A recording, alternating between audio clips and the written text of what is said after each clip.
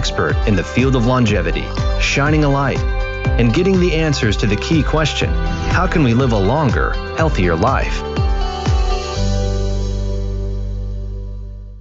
Hello, I'm Ashley Reaver, and I'm joined by Dr. Gail Blander. Welcome to Longevity by Design: How to Live a Longer, Healthier Life.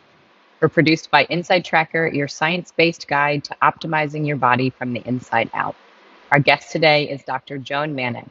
Dr. Manick is a medical doctor, researcher, and expert in aging. She has served as faculty member at Harvard Medical School and University of Massachusetts Medical School.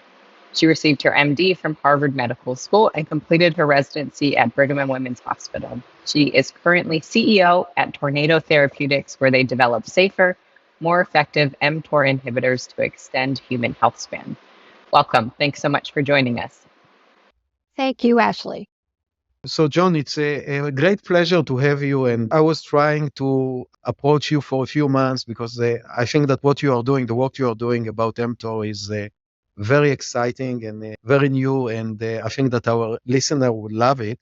Before we start talking about mTOR and what you are doing at Tornado, I would like to start by you giving us some background about you. Why have you decided to become a physician? And then why have you decided to make the switch from being a practicing physician to become a scientist that basically studying aging? Sure. And thank you, Gil, for having me on this podcast. So everyone in my family is a physician. Yes. My uncles, aunts, parents, well, actually, my mother's a PhD. And I think the family philosophy is you have to work hard and give back. And one of the ways to work hard and give back is being a physician. So I was kind of brought up that this was something that was noble to do. But I also was considering maybe doing law and working in government and try to give back that way. And I actually spent a summer with my congressman working as an intern when I was in college. And he was a little bit to the left of center, probably maybe more than a little to the left. And what I saw is he was a really good guy and really wanted to do good things for the world, but he couldn't ever get anything he wanted passed. Everything got vetoed, I think because he was a little sort of skewed in his views. So he couldn't accomplish anything. So after that summer, I said, okay, it's going to be easier to do good for the world just by being a patient. By being a doctor, because at least I can make patients better. And so that was when I kind of made my decision. I would kind of go into the family business and be a physician. And then I was in academic medicine and I was running a basic science lab and seeing patients. But friends of mine had left academic medicine and gone into biotech and into industry. And they said, Joan, it is so interesting what you can do. You can actually make new therapies for patients, which you really can't do in a lab or while you're seeing patients. And they were loving it. And so I just decided I was going to make a career jump at the age of 50. And my father said, that's the last time you can really change careers, Joan. You should try something new. So I took a jump and I went and I worked for a large biotech company and never looked back. And that's Novartis, correct? No, that was actually Genzyme. Before I went to Novartis, I worked at Genzyme and then I went to Novartis.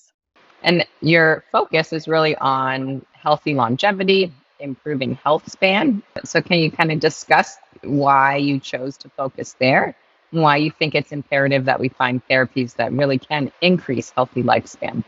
Sure. So when I was in academic medicine running my lab, I was reading Nature and I ran into this article by Cynthia Kenyon where she talked about the fact that changing a single gene in C. elegans could double lifespan. And she said, this shows that organisms have the capacity to live much longer than they normally do. And that one sentence, it sort of turned all of medicine as I knew it on its head. Because we've spent so much time trying to, keep people from dying in like week like, can we keep them alive another week, another 2 weeks, another month, another year? But much longer wasn't even in the vocabulary of a physician, really. And so that got me so intrigued, and I started reading more about the biology of aging after just happening to come across her sort of editorial in Nature. And I could see that the science had gotten to the point that you actually might be able to target aging biology in a human and have so much more a dramatic impact on healthy lifespan than any kind of medicine that I was seeing practiced in the hospital and in the clinics where I was working. And that's what got me started. Yeah, that's really cool. And when I interviewed for a postdoctoral fellowship, I decided to interview at Cynthia and at Lenny Guarente. Yeah. So I spent the day at her lab a day. It's an amazing lab at UCSF. Now she moved to Calico, but it was Right.